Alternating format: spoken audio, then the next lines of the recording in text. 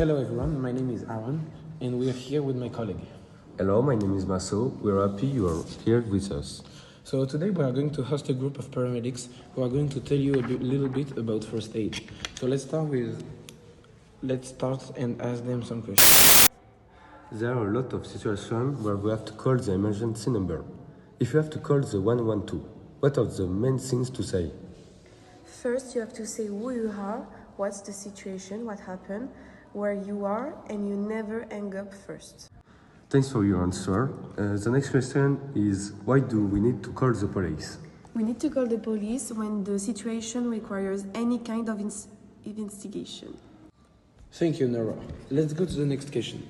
Sometimes the situation turns bad in a second. What do we have to do when someone doesn't breathe? So, we have to do a CPR. CPR is performed if the heart stops and the action of the heart needs to be recovered. Okay, thank you. How do we perform CPR? So CPR is performed by first assessing the scene, next performing a breathing check, next checking for pulse, next beginning chest compressions, next giving rescue breaths, and the last step is continuing CPR until help arrives. Okay, and what is the ratio of compressions? The ratio should be 30 compressions to 2 breaths. Okay, then what if the victim starts breathing again? If the victim starts breathing again, you need to put him in the lateral fixed position. Oh, okay. What is the lateral fixed position?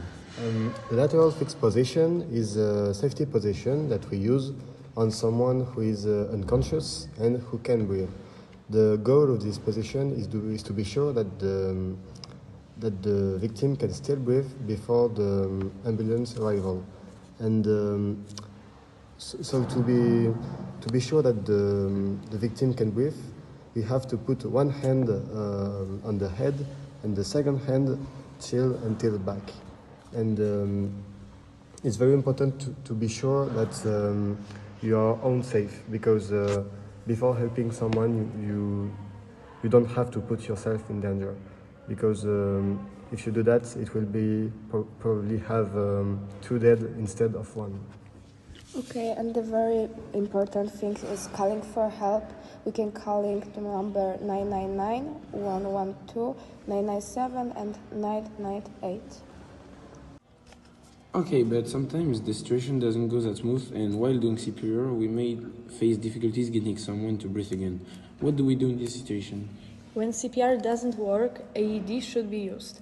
It is an automatic external defibrillator which should restart the heartbeat.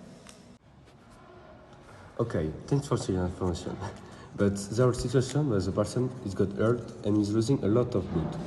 How we can stop it? We can apply the bandage on the wound.